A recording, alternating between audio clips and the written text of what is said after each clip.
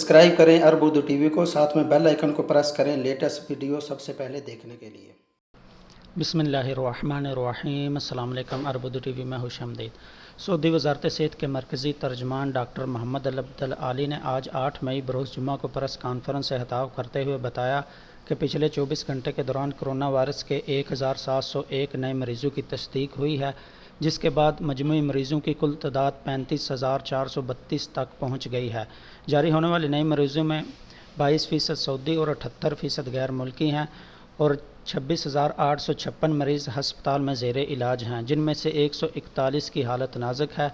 वज़ारत सेहत के मुताबिक 10 मरीज़ वफ़ात पा गए हैं, जिसके बाद वफ़ात पाने वालों की कुल तादाद 229 हो गई है और पिछले 24 घंटों के दौरान कोरोना वायरस से 1322 अफराद शफ़ायाब हुए हैं। अब तक इस मर्ज़ से कुल 9120 अफराद सेहतियाब हो चुके हैं।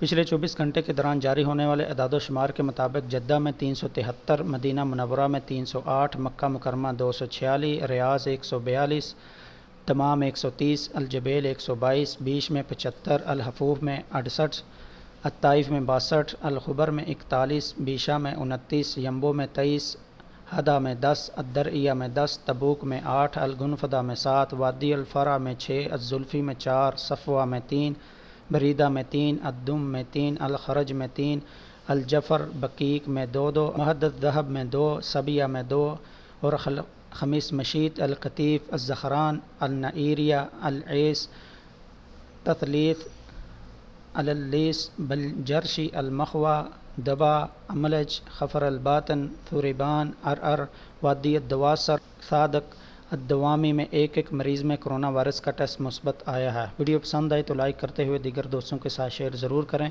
और कमेंट बॉक्स में अपनी कीमती राय का इजहार करना ना भूलें।